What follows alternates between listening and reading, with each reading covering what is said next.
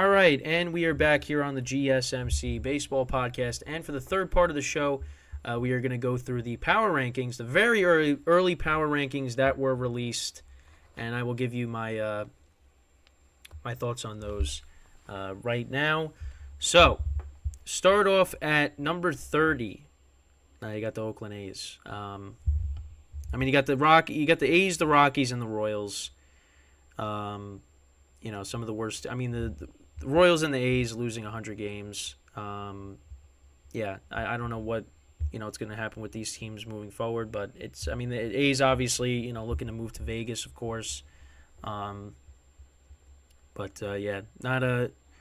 good seasons for them. The White Sox, they could be looking to move some star players.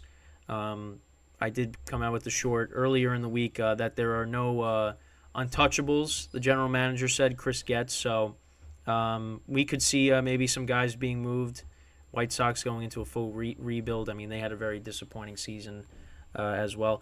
And, this is a team that does have a lot of talent, but they just really haven't been able to put it together the last couple of seasons. And it's upsetting. Well, for White Sox fans, it's upsetting. But, you got a lot of good players on your team, but you just can't really seem to put it together. They've kind of been a mess recently. So then you got the Pirates and the Angels, 26 and 25. The Pirates actually did get off to a good start in 2023, but then it kind of flamed out, and they went back to what they have been the last several years now. The Angels, they are a disappointment. I was hoping they were going to make the playoffs with Trout and Ohtani, and that just ended up not happening. Just ended up not happening, unfortunately. And now who knows what's going to happen? They went for it at the deadline. I said they were 54 and 49. I think that was after the doubleheader against the Tigers. And then, they went for it. They traded for guys, Grichuk, Giolito, C.J. Cron, and the season just, and they also traded for Moustakas as well, earlier in the year. Trout comes back, and then it just fell apart. And then Ohtani got hurt, of course. We'll see what happens next year. Does Trout stick around? Does he get moved? Ohtani, where is he going to end up? We'll see. Then you go to 24, 23, you got the Nationals and the Tigers. The Nationals, they're in a rebuild. They got some young players, that can maybe be part of their future. So, we'll see how that goes. The Tigers, obviously Miguel Cabrera retiring. We'll see, what happens with them moving forward. But, so they're 24 and 23. The Cardinals at 22, disappointing year for them. I don't know what the offseason is going to bring for them, but we'll see. This is a team that's got a lot of holes as well. The Guardians, getting Stephen Vogt as their manager, they're at 21. They moved off of some guys at the deadline. We'll see what they do in the offseason. This is a winnable division that they're in, so and same thing goes for the Tigers and the Cardinals. The Cardinals, maybe they get back to how they're supposed to be, of course. So you got those three teams, and then you got the Giants at 20. At one point they were 10 games over 500, but then things, kind of went south, and they, ultimately, missed out on the playoffs. Again, another middle of the pack team. They're at 20. The Marlins, they got some of these teams very low that made the playoffs. The Marlins at 19, Brewers at 18, behind the Red Sox and the Mets. I find that interesting. I guess because now with Craig Counsell being gone, for the Brewers they're lower. I guess. The Marlins, that's a playoff team. I don't know why they're lower. But, again, this is going into next year, so, it's going to be different. But I don't really agree with that. I think they should be a little bit higher. They got the Mets at 17, Red Sox at 16. We'll see. Mets are going to spend, you would imagine. And the Red Sox, We'll see what they do. Actually, interesting thing with the Yankees and the Red Sox. So there was the Red Sox reportedly had interest in Gleyber Torres, and then maybe working on a trade for that. I definitely wouldn't do that if I was the Yankees, because why would you want him in your division? But if he leaves, after this year, I mean, Red Sox could say, "Hey, we'll take you," and then he could, torment the Yankees for years to come. So hopefully that doesn't happen, but you never know, because I really don't know if the Yankees are going to give him a contract. I don't see it. So then you got the Reds at 15. They let Joey Votto go, so I don't know if he's going to retire, go elsewhere. We'll see. But they have a lot of good young players, too. That's another team as well, middle of the pack. They were fighting for that third wild card spot. So they were at 14 or 15. Padres were at 14. We'll see what they do.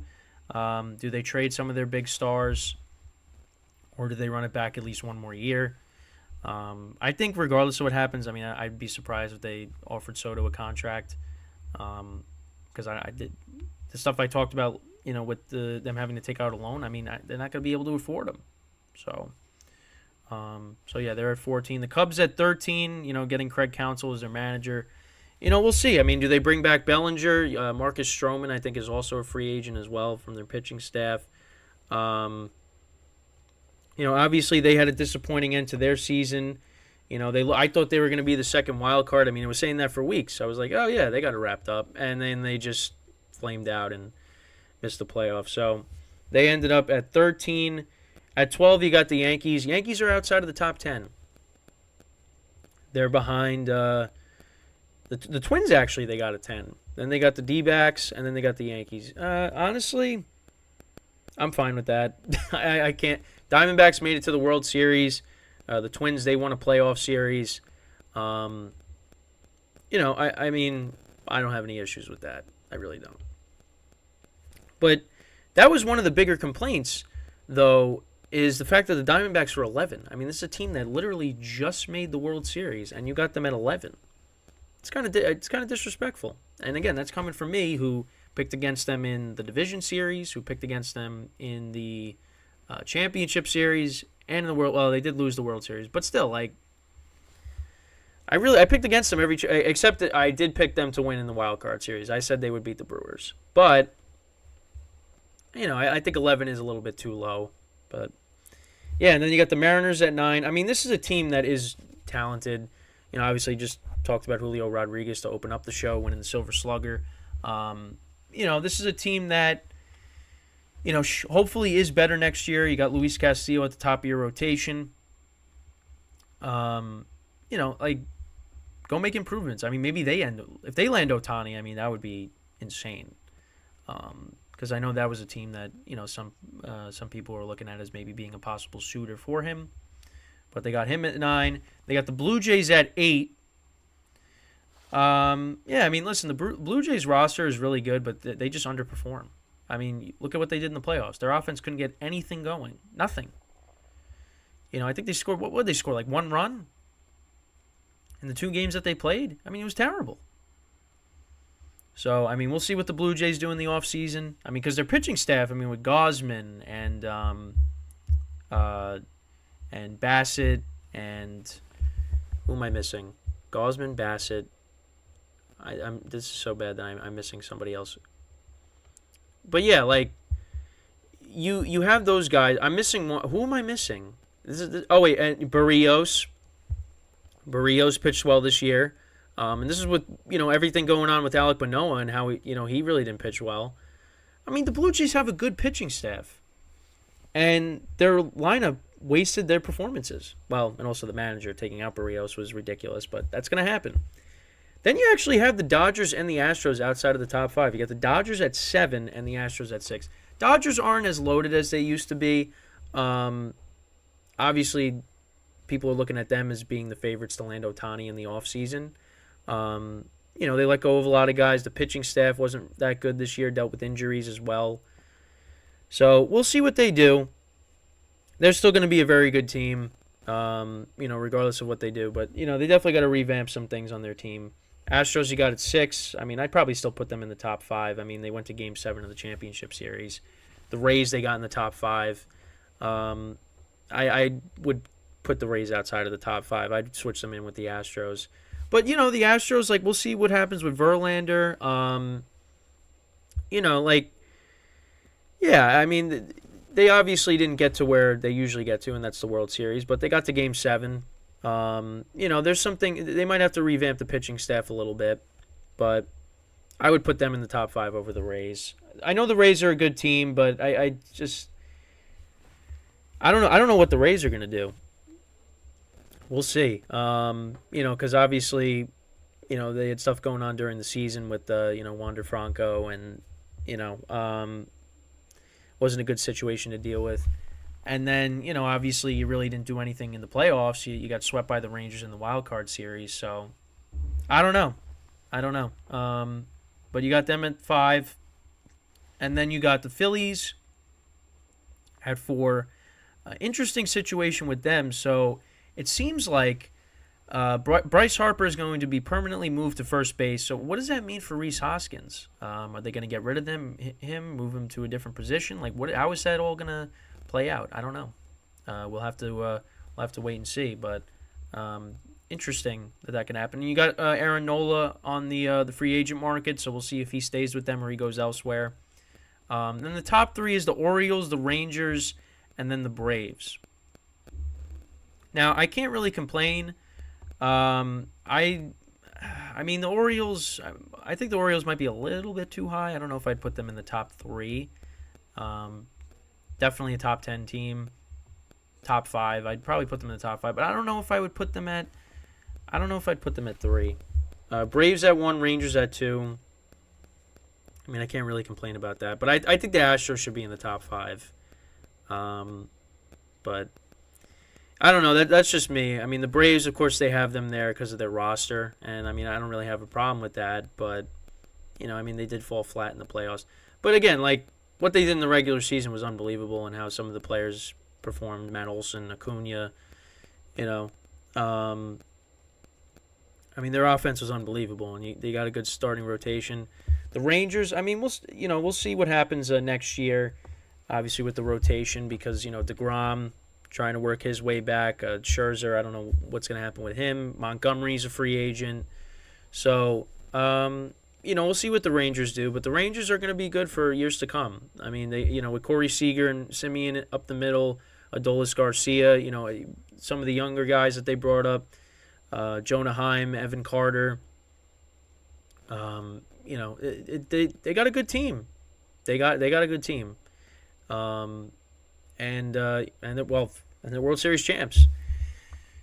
So I mean they're they had a disappointing end to their regular season, but when it came to the playoffs, they were great. Didn't lose a single road playoff game, which is unbelievable. 12-0, right? 12-0, 11-0 was one of the two, but they were unreal in the postseason, and they're World Series champs. And you also got to credit the manager too. You got Bruce Bochy, who's been there so many times. So yeah, I mean the Rangers, you might say, well, I mean they deserve to be in the top 2. I mean they should be. I mean I think they should be at 1 because they just won the World Series, but the Braves, I understand why they'd be put at 1 just because their roster, but yeah. So the top 5, yeah, once again, Braves, Rangers, Orioles, Phillies, Rays. So that's the top 5. I think the Rays should not be in the top 5. I think they should be top 10, but not top 5. Astros, you should switch them in. The Orioles, I think, might be I don't think they should be at 3. I think they should be moved down a little bit, but that's just me. All right, so with that, we are going to take our final break of the show, and then when we come back, we are going to talk about the top free agents for this offseason, and that'll be the end of the show for today. So stick around, and we'll be right back here on the GSMC Baseball Podcast.